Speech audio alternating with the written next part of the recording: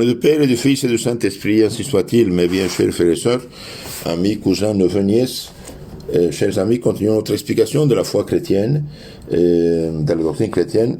Je m'appuie sur le catéchisme des diocèses de Belgique, question 171. Aujourd'hui, nous allons voir la vertu de l'espérance, la vertu d'espérance, et dans la causerie suivante, on parlera de la charité. Dans les causeries antérieures, on a vu les vertus. Il y a deux sortes de vertus, les vertus naturelles et les vertus surnaturelles. Les vertus naturelles sont les bonnes dispositions, natives ou acquises, que nous pouvons développer pour nos propres forces. Elles nous procurent la facilité de faire les biens. Donc, les vertus naturelles sont nos dispositions natives. Une personne, par exemple, il a lui pour être musicien, l'autre il est agile, l'autre il a telle ou telle vertu pour être ingénieur, pour être mathématicien, pour être philosophe, pour être docteur. Chacun a ses habilités, vertus naturelles. Il les développe et il devient champion. Les vertus surnaturelles, c'est quoi? Eh bien, les vertus surnaturelles ou infuses par Dieu dans l'âme, sont dispositions permanentes de l'âme que Dieu nous accorde en même temps que la grâce sanctifiante pour nous rendre capables d'accomplir des actes surnaturels et méritoires. Alors il y a les vertus surnaturelles théologales qui ont Dieu pour objet, la foi, l'espérance, la charité, et il y a les vertus infuses, morales, qui nous perfectionnent moralement. On verra ça après. La vertu de foi, on a vu que la vertu de foi, c'est la vertu qui nous aide à croire fermement tout ce que Dieu a révélé et que la Sainte Église nous propose de croire. Comme je disais, par exemple, vous avez les yeux, vous avez un texte, mais dans la nuit, il n'y a pas de lumière. Vous ne pouvez pas lire. Vient la lumière, vous pouvez lire. Un non-chrétien lit l'évangile, il lit, si, mais il ne croit pas. Parce que son âme n'est pas apte d'accepter ce qui est dit là. L'âme chrétienne baptisée, eh bien, elle est apte d'accepter ce que Dieu a révélé. On a donc vu la vertu de foi. La foi doit être alimentée. La foi doit être alimentée par la formation chrétienne, par la lecture, par la prédication, etc. Et maintenant, voyons l'espérance. Qu'est-ce que l'espérance? Eh bien, l'espérance est une vertu théologale qui a pour objet Dieu, par laquelle nous désirons et attendons de Dieu avec une ferme confiance le salut éternel et la grâce pour le mériter. Donc, c'est une vertu au moyen de laquelle nous désirons, nous demandons et nous attendons de Dieu avec une ferme confiance, parce que Dieu ne peut pas mentir. C'est impossible que Dieu nous mente. Et nous attendons de Dieu avec une ferme confiance le salut éternel et les grâces pour le mériter. Les grâces, l'aide, la protection, la lumière, la force pour faire le bien, éviter le mal et mériter le salut éternel. Pourquoi devons-nous espérer avec une ferme confiance? Eh bien, nous devons espérer avec une ferme confiance parce que Dieu est infiniment bon pour nous, tout-puissant, fidèle dans ses promesses. Dieu est tout-puissant et fidèle dans ses promesses. Donc nous avons une ferme confiance. Pourquoi? Parce que Dieu est infiniment bon pour nous. Donc il y a des masses. En plus, il est tout-puissant. Il est tout-puissant, donc il ne peut pas ni se tromper, ni manquer les moyens. Il est tout-puissant, il peut tout. Et fidèle à ses promesses. De qui devons-nous espérer le salut et la grâce? Le salut éternel et la grâce. Nous devons espérer de Dieu seul, par les mérites de Jésus-Christ, la grâce sanctifiante qui nous fait enfants de Dieu, et le salut éternel. Maintenant, on va un peu développer ça. Donc, on a dit l'espérance est une vertu et un don de Dieu, par lequel nous demandons à Dieu et attendons de Dieu, avec une ferme confiance, la vie éternelle et tout ce qui peut nous aider à y parvenir.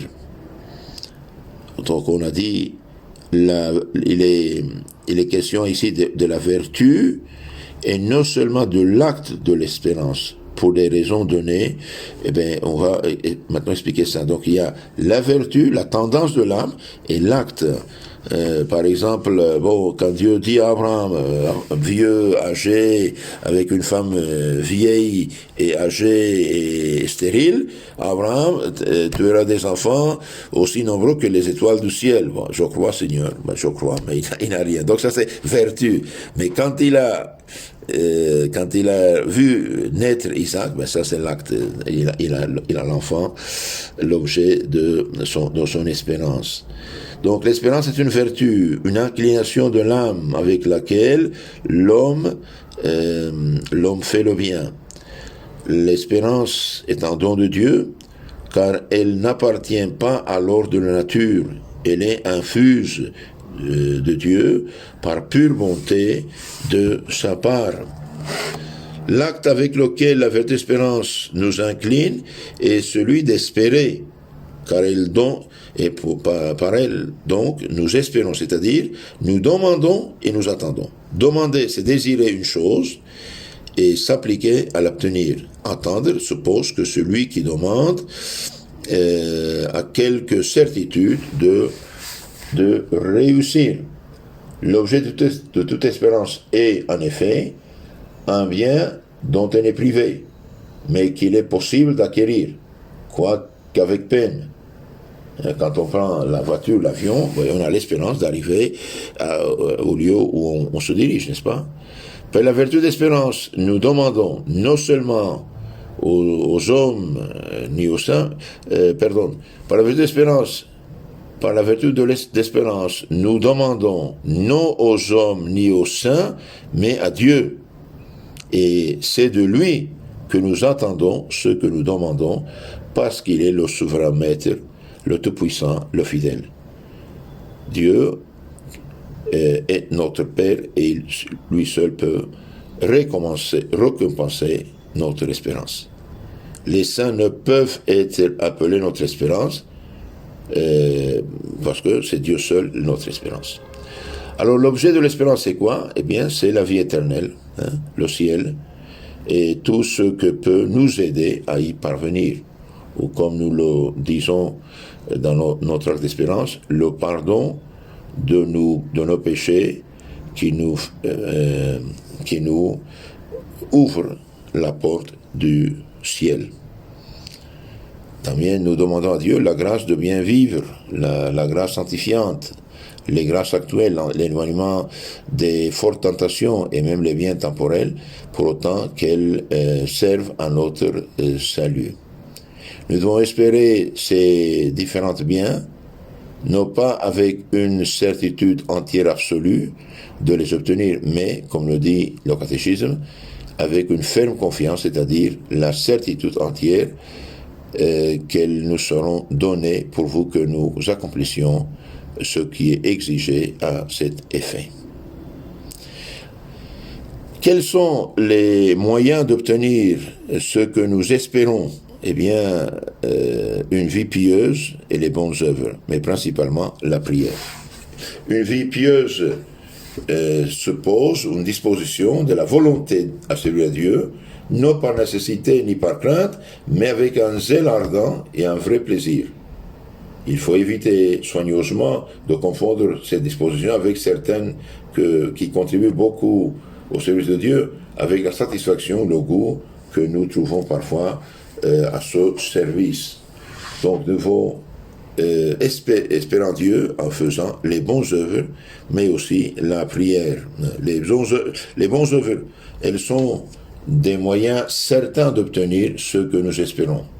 Car chaque bonne œuvre faite dans la condition requise nous procure de nouvelles faveurs divines à cause de l'acte à cause de l'acte de soumission qu'elle renferme. Satisfait pour nos dettes. Les bonnes œuvres satisfont pour nos dettes parce qu'elles nous sont naturellement pénibles. Mérite la récompense éternelle parce qu'en le faisant nous honorons Dieu. Donc pour fortifier l'espérance, et obtenir les moyens d'obtenir ce que nous espérons, il faut les bonnes œuvres, la vie chrétienne, la charité, sous toutes ses formes, et principalement la prière. Le principal moyen est la prière, et cela parce que nous y demandons expressément ce que nous désirons, attendons, parce que de tous les moyens, elle est le plus naturel, le plus facile, le plus communément employé, et aussi parce que l'Écriture sainte nous la propose comme moyen tout puissant. Donc la prière, c'est très important pour recevoir l'objet de notre espérance. Et qu'est-ce que c'est la prière? C'est l'entretien avec Dieu par lequel nous lui faisons connaître les désirs de notre cœur. C'est merveilleux ça. Notre Père qui est aux cieux, que votre nom soit sanctifié, que votre règne arrive, que votre volonté soit faite sur la terre comme au ciel. Donnez-nous aujourd'hui notre pain de chaque jour, pardonnez nos offenses, comme nous pardonnons à ceux qui nous ont offensés. Ne laissez pas succomber à la tentation, mais donnez du mal. Amen. Où est-ce qu'on doit prier? On doit prier partout, où que nous soyons. Mais il y a des lieux où la prière elle est mieux reçue, spécialement l'Église. L'Église, parce que Jésus-Christ y est présent dans le Saint-Sacrement, parce qu'il y conserve les reliques des saints, parce qu'elle est consacrée par l'évêque en honneur de Dieu pour y prier. En fait, le jour de la consécration de l'Église, l'évêque dit, mon Dieu, toute personne qui vient prier ici, eh bien, écoutez ses prières, écoutez ses désirs. Écoutez, donc c'est un lieu saint où on doit mieux prier. Bien sûr, on peut prier partout, j'ai dit, mais c'est plus avantageux, c'est mieux l'Église. C'est l'Église première parce que Jésus-Christ y est présent, nous avons dit, dans le Saint-Sacrement, parce que nous avons là-bas la présence des reliques des saints et parce que c'est un lieu consacré, destiné à la prière. Jésus dit, ma maison c'est la maison de prière. Parce que beaucoup de cérémonies, elle est consacrée par beaucoup de cérémonies de nombreuses prières, faites au nom de la Sainte Église, au nom de Jésus-Christ, elles ont été dédiées au service de Dieu. C'est ce que signifie être consacré. Elle est dédiée, elle est consacrée, elle est dédiée au service de Dieu. Pour cela, c'est un lieu de prière. Donc, l'espérance, c'est vraiment quelque chose d'extraordinaire et il ne faut jamais perdre l'espérance. Dieu peut tout. Peut-on demander à Dieu toutes choses de la même manière? Eh bien non, car on peut demander sans condition les biens spirituels, mais les biens temporels et la santé ne doivent être demandés que pour autant qu'ils soient utiles au moyen de notre salut. Donc, il faut toujours prier, il faut demander tout ce qu'on veut, mais en disant, Seigneur, que votre volonté soit faite. Les biens de salut éternel, ça c'est absolu. Demandez, vous recevrez quoi? Demander au nom de Jésus-Christ signifie demander les choses au sujet du salut éternel. Mais vous priez, vous demandez par exemple vous demandez la santé, ok. La santé. Mais si vous êtes malade, vous pouvez peut-être mieux vous sanctifier et plus facilement vous sauver. Seigneur, je voudrais la guérison, cependant que votre volonté soit faite. Donc la vertu de l'espérance est une vertu importante de la vie chrétienne, et la vertu théologale par laquelle nous désirons, demandons de Dieu, attendons de Dieu, avec une ferme confiance, le salut éternel et les grâces, l'aide, la protection divine pour le mériter. Nous devons espérer avec une ferme confiance parce que Dieu est infiniment bon pour nous, tout puissant, fidèle à ses promesses. Nous devons espérer de Dieu seul, par le mérite de Jésus-Christ, la grâce et le salut éternel.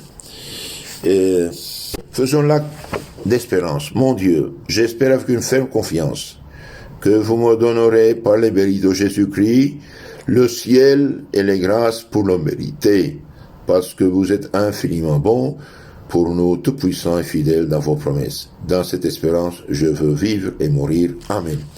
Mes chers et frères et sœurs, s'il vous plaît, renvoyez ces causeries à vos contacts pour aider l'évangélisation. Que Dieu vous bénisse, la Vierge vous garde. Amen.